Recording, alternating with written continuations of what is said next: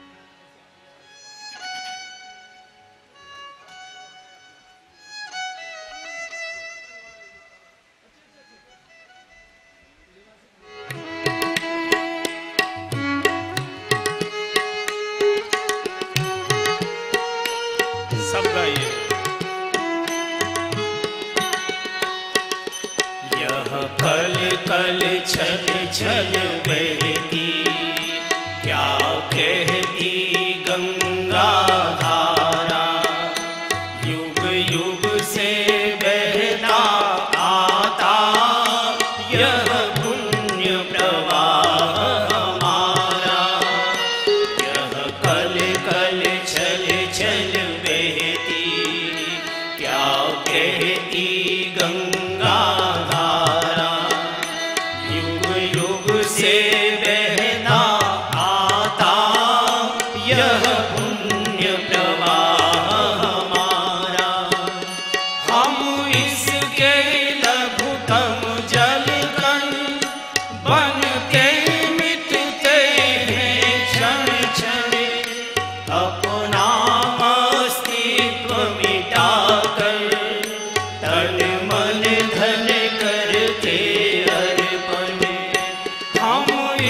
के लघुतम जल कण बन के मिटते हैं क्षण क्षण, अपना अस्तित्व मिटाकर तन मन धन करते अर्पण, बढ़ते जाने का शुभ प्रण, प्राणों से हमको प्यारा, युग युग से बहता आता यह पुण्य प्रवाह हमारा, यह कल कल छल छल बहती क्या कहती गंगा धारा, युग युग से बहता आता यह पुण्य प्रवाह हमारा, इस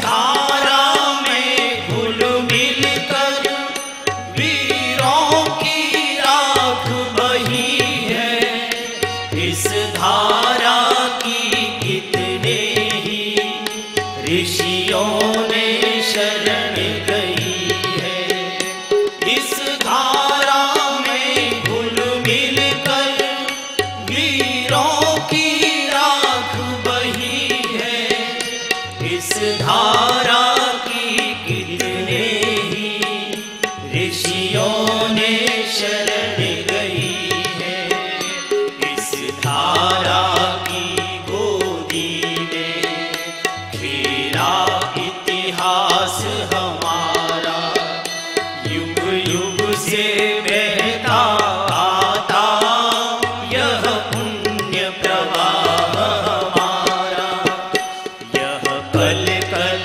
छल छल बहती क्या कहती गंगा धारा, युग युग से बहता आता यह पुण्य प्रवाह हमारा, क्या इसको रोक सकेंगे, मिटने वाले मिट जाएं, कंकड़ पत्थर की हस्ती क्या बाधा बन कर आए, क्या इसको रोक सकेंगे, मिटने वाले मिट जाएं, कंकड़ पत्थर की हस्ती क्या बाधा बन कर आए, ढह जाएंगे गिरि पर्वत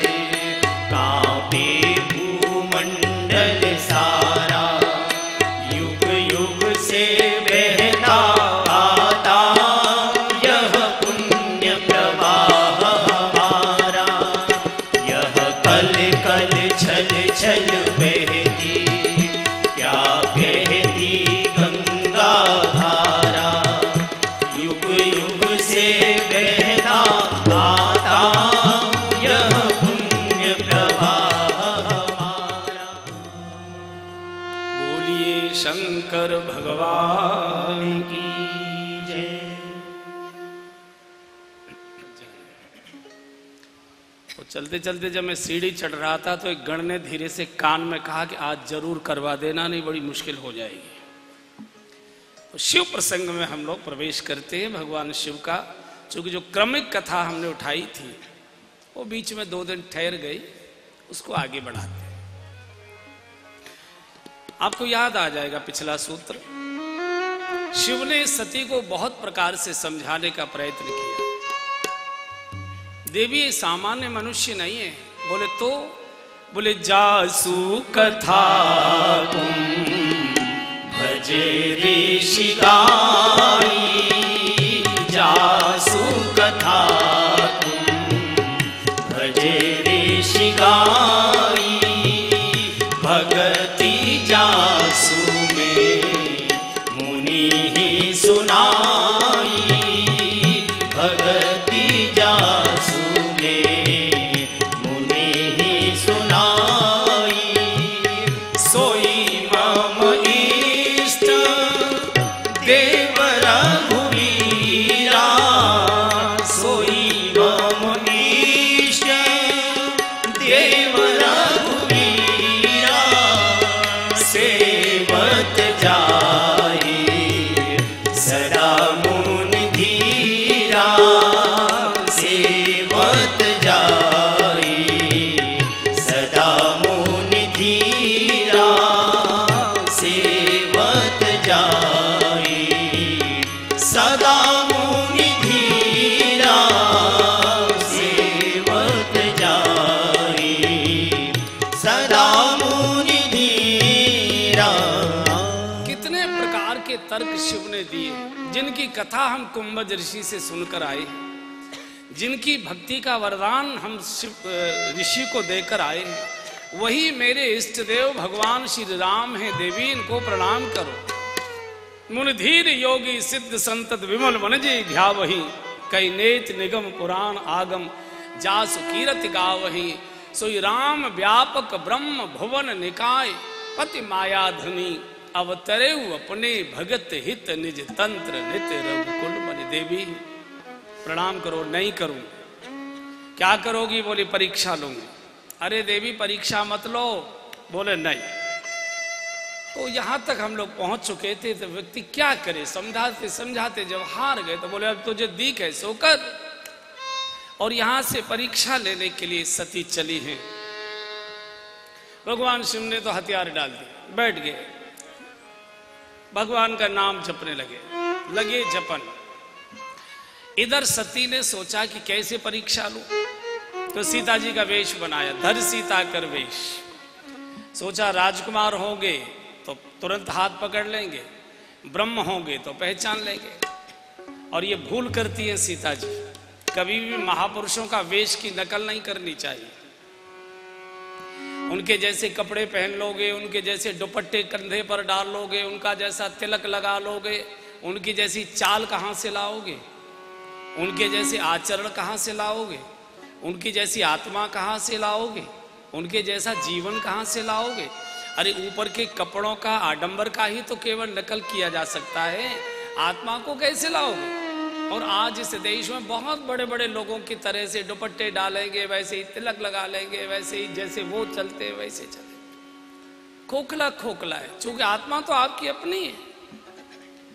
आदर वस्त्रों को नहीं होता, बाहर के उपकरणों को नहीं होता, बाहर के आवरण को नहीं होता। आदर सत्कार जो कुछ होता है, आदर हो या धिक्कार हो, आत्मा को होता है। व्यक्ति की आत्मा कैसी है उसको ही प्रणाम होता है, उसको ही अनादर जो कुछ भी होता। तो सीता जी के वेश में ठीक सामने खड़ी हो गई भगवान के, और जैसे ही भगवान ने देखा घबरा गए। त्रिया चरित्रम, ओहो, भगवान को पसीना छूट गया, पसीना छूट गया। सोचा क्या बोलूं, सीता जी कह नहीं सकता क्योंकि जगन माता है, और मां बोल नहीं सकता सीता जी के वेश में। तो भगवान ने जोरी पानी प्रभु की न प्रणाम, जोरी पानी प्रभु की न प्रणाम, पिता समेत लीन निज नाम, पिता समेत लीन निज नाम, पिता समेत लीन निज नाम। हाथ जोड़कर प्रणाम किया। मैं दशरथ पुत्र आपको प्रणाम करता हूं। एक दिन लक्ष्मण जी ने पूछा आपने प्रणाम क्यों किया? प्रतीक्षा करते, ये प्रणाम करती है आपको। अरे बोले तुझे मालूम नहीं है, मास्टर जी परीक्षा लेने आ रहे थे, फेल कर देते इसलिए मैंने पहले ही प्रणाम कर दिया, महाराज कच्चा हूं पढ़ाई में, पास कर देना। दूसरे भगवान का लखन तुमको मालूम है असली सीता नहीं थी, ये बनावटी सीता थी। सीता जी भक्ति की प्रतीक है।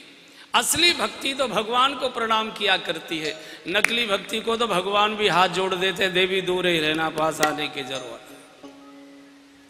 तीसरे राधे जय जय राधे, राधे श्री राधे जय जय राधे, श्री राधे जय जय राधे, श्री राधे जय जय राधे, श्री राधे जय जय राधे, राधे श्री राधे जय जय राधे, राधे श्री राधे गोपाल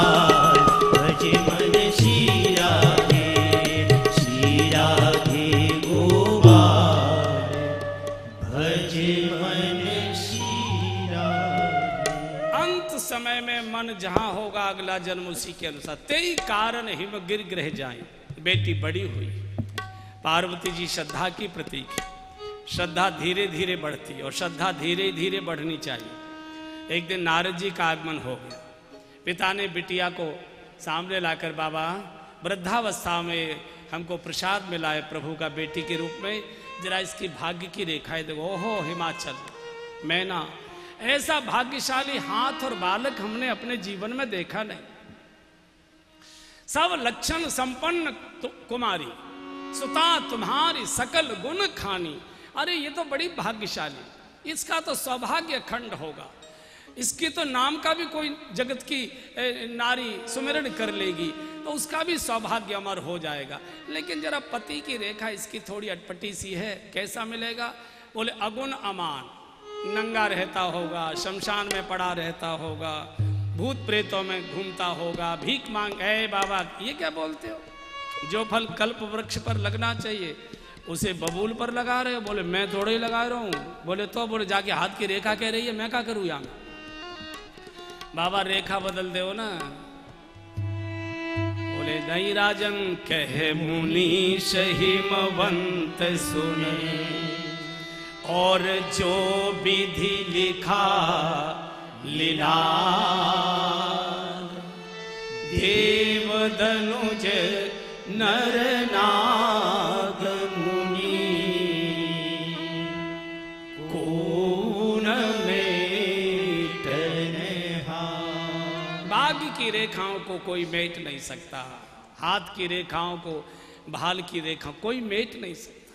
देव धनुज नाग मुनि, हाँ भगवान चाहे तो मेट सकते। मेटत कठिन कुंक भाल के सुप्रीम कोर्ट के निर्णय को राष्ट्रपति रोक सकते, उसे बदल सकते। सुप्रीम कोर्ट ने अगर किसी को मृत्यु दंड दिया है तो राष्ट्रपति उसको क्षमा कर सकते। तो राष्ट्रपति तो भगवान है और वो रेखाएं बदल भी देते हैं। आपने सुना भी है और आप जानते भी हैं। जब सुदामा जी भगवान के पास द्वारका गए हैं और भगवान ने जब आरती की है और देखा, अरे सुदामा जी के भाल पर तो गरीबी की इतनी रेखाएं भयानक है, ये तो श्रीहीन है सब रेखाएं। तो घबरा गए, मेरे पास आके भी और श्रीहीन होकर गया तो बड़ी मुश्किल, ये तो बड़ी भक्तवत्सलता और मेरे ऐश्वर्य को ये तो कलंक लगेगा। तो तुरंत कहा, अरे रुक्मिणी जी इसमें रोरी चावल कहाँ है, ब्राह्मण को तिलक जरूर करना चाहिए। दौड़कर रुक्मिणी जी गई है। रुक्मिणी जी लक्ष्मी जी के अवतार है। अब लक्ष्मी स्वयं तिलक का सामान लाए, उसकी गरीबी कहाँ टिकेगी भैया। और जैसे रोली ली और अंगूठे पर रोली लगाकर भगवान ने इतनी जोर से सुदामा के माथे पर तिलक लगा के रगड़ा के गरीबी की रेखा ही मिटा दी उन्होंने सब। मेटत कठिन कुंक भाल। तो नारद जी ने कहा, मुझे ऐसा लगता है जो लक्षण मैंने बताए हैं ये सब शंकर जी में दिखाई दे रहे हैं। अगर शंकर जी तुम्हारी बेटी से विवाह करें तो दुर्गुण सद्गुण हो जाए। बोले ये कैसे होगा? बोले जो तप करे कुमार तुम्हारी, अगर तुम्हारी बेटी तप करे जंगल में जाकर हो सकता है। बोले बाबा बहुत छोटी बिटिया लाड़ प्यार से पाली, कभी हमने देहली के बाहर जाने भी नहीं दिया, ये कैसे तप करेगी? हाँ जंगल में कैसे रह पाए? ऐसा करो आप कर लो ना, जो चाहो सो दक्षिणा। नारद जी ने कहा नहीं, 4 काम कोई और नहीं कर सकता। 4 काम मनुष्य को स्वयं करने होते हैं। भोजन चाहे दांतों से करो, मुंह से करो, नलियों से करो, इंजेक्शन से करो, जैसे भी हो। भोजन, भजन, वरण, गधे पर भी स्वयं ही बैठ के जाना पड़ेगा। आजकल घोड़े तो मिलते नहीं है दूल्हे को। तो भोजन, भजन, वरण और मरण। यमदूत आए तो ये नहीं चलेगा कि बहादुर तू चला जा, छोटू तू चला जा, खुद ही जाना चाहिए। यहां से बिटिया गई है तप करने के लिए, सब पूरा हिमाचल खड़ा है आज अपनी लाडली बिटिया को आशीर्वाद देने के लिए। और गहन वन में पहुंची, एक बेल पत्र के वृक्ष के नीचे भगवान शिव की भावमयी प्रतिमा को हृदय में रखा।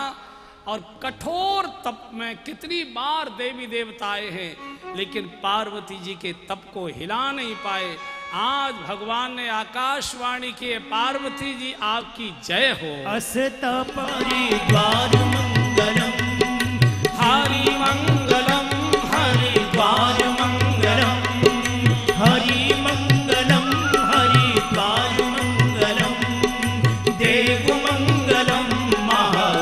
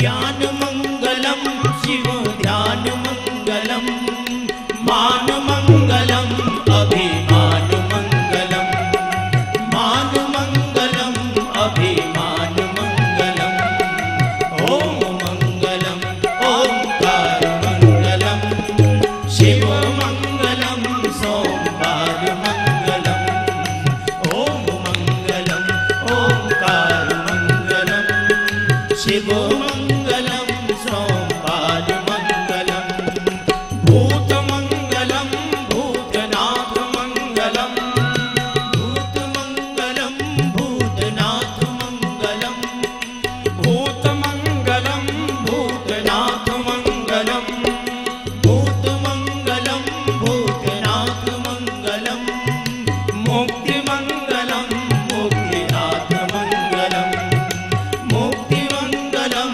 मुक्तिनाथ मंगलम ओम मंगलम ओंकार मंगलम शिव मंगलम सोमवार मंगलम ओम मंगलम ओंकार मंगलम शिव मंगलम सोमवार मंगलम। बोलिए शंकर भगवान की जय। जब विवाह प्रसंग चल रहा था तो मैं सोच रहा था शंकर जी के विवाह का इसको संवैधानिक मान्यता कैसे दिलवाई जाए, तो बड़ी गड़बड़ हो जाए, भूत प्रेतों के साथ शादी है, कोई मानेगा ही नहीं।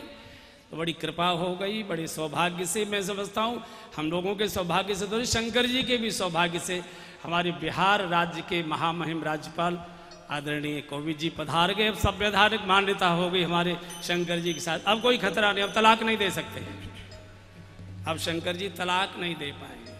और यहाँ से बारात चली, गांव गांव की माताएं दे, अरे विधाता किस कन्या का तूने भाग्य फोड़ा है, ये बोरिया, ये हिमाचल प्रदेश की इकलौती बिटिया को आशीर्वाद देने सृष्टि के सभी नदी नाले पहाड़ पर्वत मनुष्य वेश में। पहले गांव में शादी के समय बारात की अगवानी करने कन्या पक्ष के गणमान्य लोग गांव के बाहर पहुंचा करते थे। तो सब लोग बूढ़े बुजुर्ग पगड़ी पहन, अचकन, चूड़ीदार पजामा, चश्मा लगा, बेंत लिए, बढ़िया जूते मोजे, पुष्पहार लेकर हिमाचल के बाहर पहुंच गए। सबसे आगे भगवान विष्णु का विमान, बारात आ गई, बारात आ गई। और जैसे ही भगवान विष्णु विमान से उतरे, भगवान तो बड़े सुंदर हैं, अति सुंदर, सुच सुखद सुशीला। सबने सोचा यही दूल्हे राजा होंगे, सबने उन्हीं के गले में हार डाल दिया और आपस में चर्चा करने लगे, भाई कमाल का दूल्हा ढूंढा है हिमाचल में, है तो बूढ़ा आदमी ये, लेकिन क्या लड़का ढूंढ के लाया है, कितना सुंदर। अच्छा, एक से रहा नहीं गया, एक यहीं का पड़ोस का गया था, यहाँ का रुड़की के पास का था बुढ़ा, तो उसने धीरे से जाके पूछा, भगवान विष्णु क्यों सरकार, दूल्हे राजा आप ही हैं क्या? बोले नहीं जी, मैं तो बाराती हूँ, दूल्हे राजा तो बहुत पीछे अभी आएंगे, उनका काफिला पीछे है। बुढ़ा नाचने लगा, अरे जब बाराती इतना सुंदर है तो दूल्हा कितना सुंदर होगा। भगवान ने धीरे से कहा, बुढ़े चिंता मत कर, जब दूल्हे को देखेगा जिंदा रहेगा कि नहीं रहेगा पता लग जाएगा। बारात का स्वागत होते जा रहा है, बारात जन्मा से क्यों। जब ये देवी देवताओं के काफिले चले गए और सबसे पीछे भूत प्रेतों के साथ जब शिव का काफिला आया, विकट वेश जब रुद्र ने देखा, भगदड़ मच गई एकदम, भागो भागो, खिड़की दरवाजे बंद करो, लाइट ऑफ करो, पूरे शहर में भगदड़ मच गई। बेंत कई, छूटे चश्मे कई, चप्पल जूते कई, ये कई वो कई, भगदड़।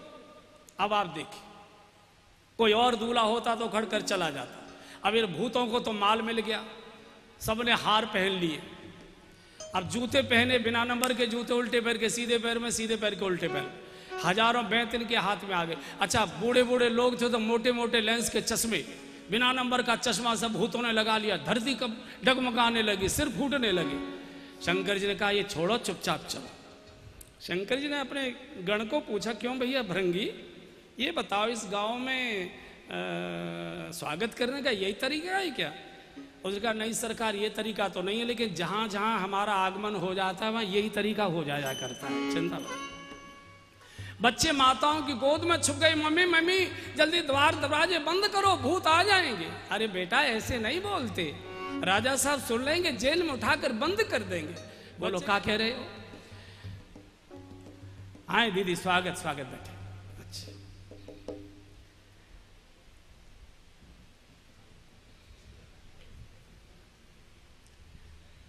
बड़ी कृपा हो गई, संवैधानिक भी पूरा हो रहा था। मैं सोच रहा था बुआ कहां से आए हैं? लड़के को और बहू को आशीर्वाद देने के लिए बुआ भी तो चाहिए। तो आदरणीय दीदी हमारी उमा भारती जी, केंद्रीय मंत्री, और संयोग से हम गंगा के तट पर ही कथा कर रहे हैं। और गंगा की इस समय मैं समझता हूँ गार्जियन ही दीदी हैं हमारी, गंगा जी की गार्जियन है, गंगा जी की सब प्रकार की चिंता। अब विवाह मैं कर देता हूँ जल्दी से, चूंकि अब कोरम पूरा हो गया। चूंकि बहन बुआ यही बहू को आशीर्वाद वगैरह देती हैं, तो मैं कर दूं अब जल्दी से। देवताओं ने शंकर जी से कहा महाराज ये नाग वाग उतारिए, सबको डर लगता है। बोले यार तुम कमाल की बात करते हो, शादी के समय रूठे हुए चाचा ताऊ मनाए जाते हैं और ये मेरे जीवन के भर के दोस्त, इन्हें मैं छोड़ दूं? ये नहीं हो सकता। अरे बोले सबको डर लगता है। आप देखिए ना, आपके नाग से आरती का थाल गिर गया, दीपक बुझ गया। कई संतों का ऐसा कहना है दीपक नाग की फुसकार से नहीं गिरा था, तो बोले दीपक झेंप कर गिर गया, संकोच में गिर गया। जैसे ही दीपक शंकर जी के भाल पर पहुंचा, तो दीपक ने शंकर जी के भाल पर जब चंद्र का दर्शन किया, तो दीपक को संकोच लगा। जिनकी आरती चंद्रमा करता हो उनकी दीपक से आरती उतारने की आवश्यकता नहीं, मैं तो चरणों में ही थी। और यहाँ से विवाह की तैयारी हुई। पहले सबको भोजन कराने की बात हुई। चूँकि हिमाचल जानते हैं कि भूत प्रेत है, भूखे रहेंगे तो गांव के लोगों को खाना शुरू कर देंगे। एक खा पी के सो जाएंगे तो भावरों में कोई झगड़ा झंझट नहीं होगा। ये तो संसारी लोग होते हैं बड़े चतुर चालाक। जब तक वरमाला नहीं हो जाती भोजन का पंडाल नहीं खोलते, क्योंकि मान लो लेन देन पर बात बिगड़ जाए तो कम से कम भोजन तो सुरक्षित रहेगा। वहां तो ऐसा कुछ नहीं था। किसी को भोजन में कोई रस नहीं है, रसमदायगी कर रहे हैं। सब लोग हिमाचल के भवन में आए, अपने अपने आसन पर विराजमान। सखियां पार्वती जी को दुल्हन के वेश में सजाकर लाकर विराजमान करती हैं। ब्राह्मणों ने वेदोच्चारण प्रारंभ किया। वेद मंत्रों की ध्वनि के साथ हिमाचल ने जब बेटी का कन्यादान किया, रो पड़े हिमाचल, रो पड़े। माताएं तो गीत गाती है कन्यादान के समय, लेकिन बाप बहुत रोता है। उसको लगता है अब मेरी बेटी पराई हो गई, आज तक ये मेरी बेटी थी, अब ये पराई हो। हिमाचल बहुत रोए। मैना ने अपनी साड़ी के पल्ले से आंसू पोंछे। राजन रोइए मत, आशीर्वाद दो, ये तो खुशी का समय। बोले मैना इकलौती बिटिया, हम किसको देखेंगे, किससे बेटी बेटी कर कर बात करेंगे।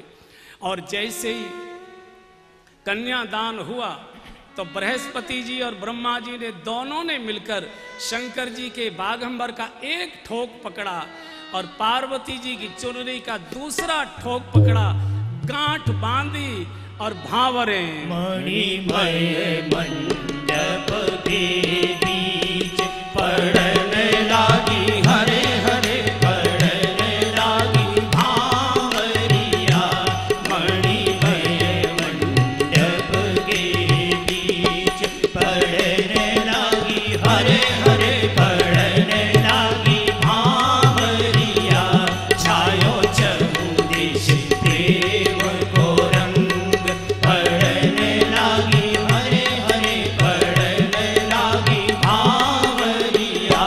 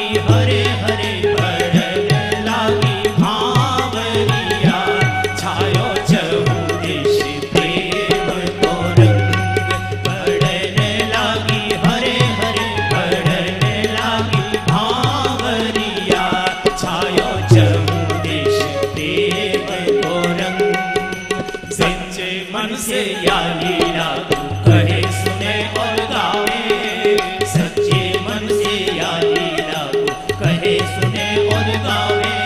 हर सकल विघ्न होए दूर अंत में जीव अमर पद पावे, पढ़ने लागी हरे हरे पढ़ने लागी भावरिया, सैन्यों देश प्रेम को रंग, पढ़ने लागी हरे हरे पढ़ने लागी भावरिया, मणिमय मंडप के बीच पढ़ने लागी हरे हरे पढ़ने लागी भावरिया, छायो चहुदिश प्रेम को रंग। जैसे ही भावरे बड़ी सारे वातावरण में जय घोष होने लगा। बोलिए शंकर भगवान की जय, युगल सरकार की जय, गंगा मैया की जय, विवाह महोत्सव सब की जय, आज के आनंद की जय। जय जयकार हो। मेरे बड़े भाई, मेरे गुरु तुल्य विजय कौशल जी महाराज, महामहिम राज्यपाल महोदय, यहाँ पर उपस्थित सभी बहनों एवं भाइयों, विजय कौशल जी महाराज ने कहा कि शिव और पार्वती का विवाह हो गया है, तो मैं तो उनकी बेटी हूं, अभी तो मेरा जन्म होना है।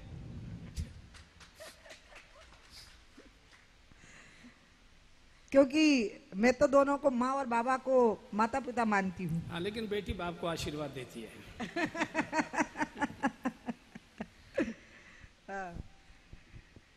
और मेरे भाई के जन्म की भी सूचना आपने दी, स्कंद की। त्रिजुगी नारायण में जहां माँ और बाबा का ब्याह हुआ है, मैं वहां गई हूँ। हिमालय में है वो जगह। जब अपन केदारनाथ जाते हैं तो गौरी कुंड की बाईं तरफ को त्रिजुगी नारायण का रास्ता है। वहां आज तक वो अग्नि जल रही है जिसके उन्होंने फेरे लिए थे, माँ और बाबा ने, और भगवान विष्णु उनके साक्षी हुए थे। और कुछ ऐसा योग बना है कि वो अग्नि आज तक शांत नहीं हुई है, क्योंकि उसमें लकड़ी चढ़ाना ही प्रसाद माना जाता है। वहाँ पर सूखी लकड़ियाँ मिल जाती हैं बाहर पुरोहित लोगों के मार्केट में, और उसमें लकड़ी डालना ही प्रसाद है। और जो अपने देश में बड़े बड़े यज्ञ होते हैं उसमें अग्नि भी वहीं से आती है, शायद त्रिजुगी नारायण से। मैं जब त्रिजुगी नारायण जाती हूँ तो मैं एकदम भाव विभोर हो जाती हूँ। एकदम बादलों के बीच में है त्रिजुगी नारायण, बड़ी ऊंचाई पर, और इतना अच्छा लगता है। वहाँ 3 कुंड भी हैं और उन तीनों में स्नान करो। फिर माँ और बाबा ने जहाँ फेरे लिए थे उस अग्नि में एक समिधा डालो, लकड़ी डालो, फिर प्रणाम करो और वहाँ से आओ तो बहुत अच्छा लगता है। आप लोग कभी उधर जाएं तो आप जरूर वहाँ जाइएगा। त्रिजुगी नारायण गौरी कुंड से मुड़ते हैं, क्योंकि पूरी कहानी मैं सुन रही थी कमरे में। माँ ने तपस्या करी है गौरी कुंड पे, बाबा बैठे थे केदारनाथ में। बाबा जब पिघल गए, विवाह के लिए राजी हो गए, तो माँ और बाबा दोनों फिर त्रिजुगी नारायण लाए गए हैं। हिमाचल जी अपने घर से वहीं आए और विवाह किया है उनका।